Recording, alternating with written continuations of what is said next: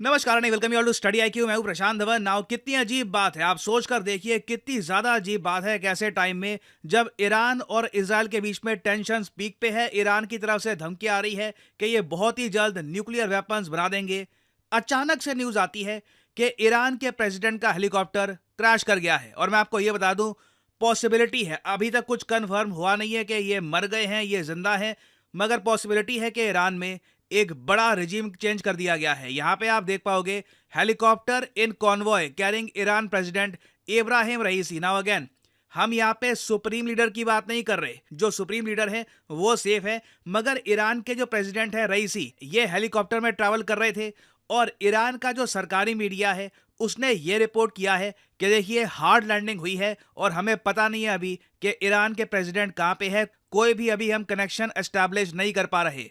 Now हमें as Indians पता है कि जब हेलीकॉप्टर की हार्ड लैंडिंग की बात की जाती है तो खराब न्यूज की पॉसिबिलिटी काफी ज्यादा बढ़ जाती है। आपको याद होगा जब पूर्व सीडीएस जनरल बिपिन रावत साहब का हेलीकॉप्टर क्रैश हुआ था, उस टाइम भी हेलीकॉप्टर हार्ड लैंडिंग, ये जो वर्ड्स हैं ये काफी एक्सटेंसिवली यूज किए गए थे। और यहाँ पे आप देख पाओगे ईरान के जो प्रेसिडेंट हैं इनका एक हेलीकॉप्टर का कॉन्वॉय जा रहा था, 3 हेलीकॉप्टर थे, उनमें से एक हेलीकॉप्टर क्रैश कर चुका है। नाउ अभी हमें यह पता नहीं है कि क्या ये मेन हेलीकॉप्टर था या नहीं। ईरान के जो इंटीरियर मिनिस्टर है, मतलब कि जो इनके गृह मंत्री है, जब इनसे पूछा गया, इन्होंने कहा कि देखिए सर्च और रेस्क्यू यूनिट्स अभी तक लोकेशन पे आई नहीं है जहां पर क्रैश हुआ है।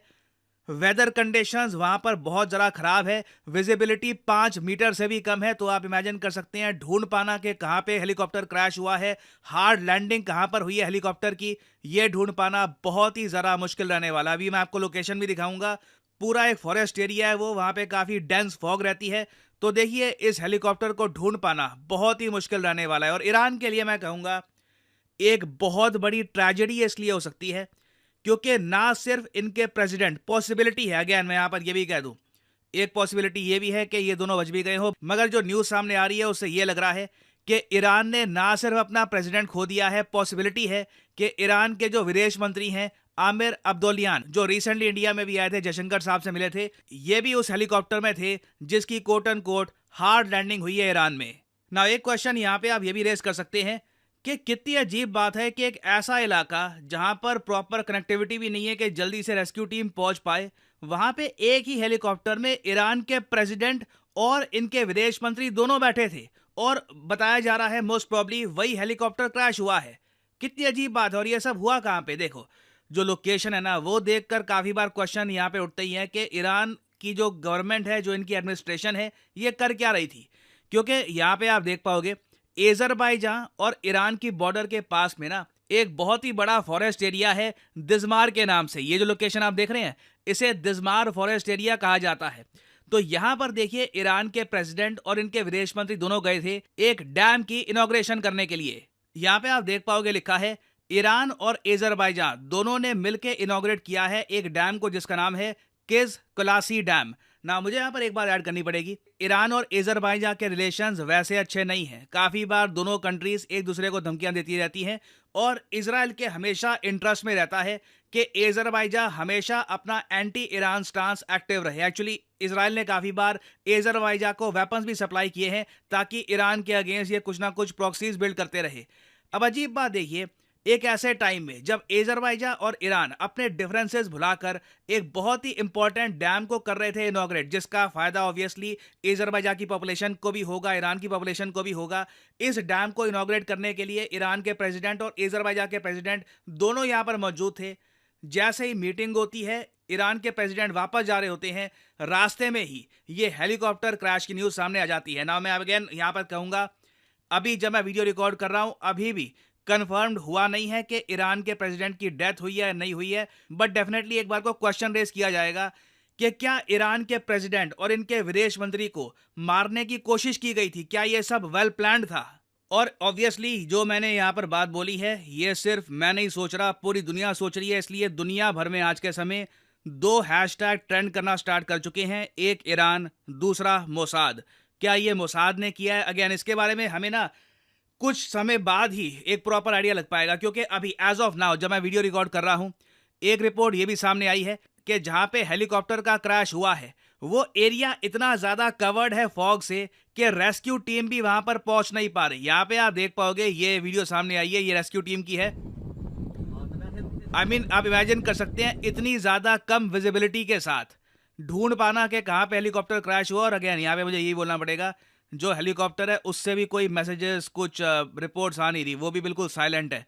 तो देखना होगा कि इवेंचुअली यहाँ पर होता क्या है। उम्मीद यहाँ पर हम यही करेंगे ऑब्वियसली कि कुछ फेटलिटीज ना हो, किसी की डेथ ना हुई हो। बट अगर ये रिपोर्ट आ जाती है, ये न्यूज़ कन्फर्म हो जाती है कि ईरान ने ना सिर्फ अपना प्रेसिडेंट, अपना विदेश मंत्री भी खो दिया है, ऑब्वियसली इसका एक जियोपॉलिटिकल इम्पैक्ट भी देखने को मिलेगा। हमें एक ज़्यादा अग्रेसिव ईरान दिख सकता है अगेंस्ट इजराइल। वहाँ पे ऑब्वियसली ईरान में इस बात को लेकर काफ़ी शक उठेगा कि क्या मोसाद ने ये सब प्लान करके किया है, क्योंकि अगेन जिस सीक्वेंस में चीज़ें हुई है ना, तो शक तो बिल्कुल सामने आता है यहाँ पे। तो आने वाले समय में अगर कुछ कंफर्मेशन सामने आती है कि ईरान के प्रेसिडेंट बच गए या फिर genuinely he is dead now, इससे रिलेटेड भी मैं आपके लिए बाद में अपडेटेड वीडियो ले आऊँगा। फाइनली आपसे यहाँ पे एक क्वेश्चन पूछूंगा इंडियन इकोनॉमी से रिलेटेड। यूनाइटेड नेशंस ने पहले कहा था कि इंडिया की इकोनॉमी इतना ज़रा ग्रो नहीं कर पाएगी, मगर रिसेंटली इन्होंने डेटा देकर कहा है कि नहीं, 2024 में भारत की इकोनॉमी रोर करने वाली है, बहुत ज़्यादा ये ग्रो करेंगे। तो आपको बताना है कि रिवाइज्ड एस्टिमेट्स क्या हैं इंडिया की जीडीपी ग्रोथ को लेकर बाय यूनाइटेड नेशंस। ये हैं यहाँ पे आपकी ऑप्शंस, 6.9%, 6.5%, 6% या 5%। कमेंट सेक्शन में करिए उत्तर। इस पर बहुत आर्टिकल पब्लिश हुए हैं। जो लोग सही आंसर देंगे उनकी कमेंट को मैं हार्ट दे दूंगा, ताकि बाकी लोग समझ पाएं कि सही उत्तर क्या है। और फाइनली आप लोगों के लिए एक बहुत ही इंपॉर्टेंट जानकारी, स्टडी आईक्यू का बैच 8 स्टार्ट होने वाला है। इसका मतलब यह है कि 20 मई से पहले आप अगर स्टडी आईक्यू का यूपीएससी कोर्स परचेज करते हैं तो एक सिस्टमैटिक तरीके से एक बैच के अंडर आप अपनी तैयारी शुरू कर पाओगे। क्लास 1 से आपकी तैयारी होगी विद प्रॉपर डिसिप्लिन। तो कमेंट सेक्शन में जाइए, यहां पे आपको मिलेगा लिंक यूपीएससी ऑफलाइन और ऑनलाइन कोर्स का। अगर आप ऑनलाइन कोर्स परचेज करना चाहते हैं तो लिंक पर यहां पर करिए क्लिक और आपके सामने खुल जाएगा यह पेज। और यहां पे आप देख पाओगे लिखा है स्टडी आईक्यू यूपीएससी बैच 8। ये बैच 20 मई से स्टार्ट हो जाएगा। उसके बाद एनरोलमेंट यहां पर बंद हो जाएगी। लिमिटेड नंबर ऑफ सीट्स होती है। तो अगर आप प्रॉपरली यूपीएससी 2025 के लिए तैयारी करना चाहते हैं, क्योंकि प्रीलिम्स आपको पता होगा मई 25 2025 में होंगे, तो उसके लिए अगर एक प्रॉपर तैयारी करनी है तो ये कोर्स आप कर सकते हैं परचेज। वैलिडिटी होगी इसकी 30 महीने की। इस कोर्स में आपका प्रीलिम्स, मेंस, इंटरव्यू तीनों पार्ट्स को प्रॉपर्ली कवर किया जाता है। 1-to-1 मेंटरशिप आपको मिलेगी। उसके अलावा फिजिकल बुक्स भेजी जाएंगी आपके घर में। और ये जो प्राइस यहाँ पर लिखा है, you do not have to pay this price. Simply यहाँ पर कोड डालिए PD10 और प्राइसेस गिरना स्टार्ट हो जाएंगे। 1000 रुपए से भी कम पर मंथ पे करके आप घर बैठ के प्रॉपरली यूपीएससी एग्जाम की तैयारी कर सकते हैं विद स्टडी आईक्यूज लाइव क्लासेस। तो जो ये P2I बैच है, याद रखिएगा ये डेट 20 मई से स्टार्ट होने वाला है।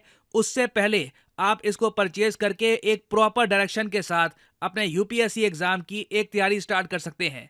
सो use the code PD10 and save money. और इसी नोट के साथ ये है वीडियो का अंत। Thank you for listening and as I always say, may the gods watch over you.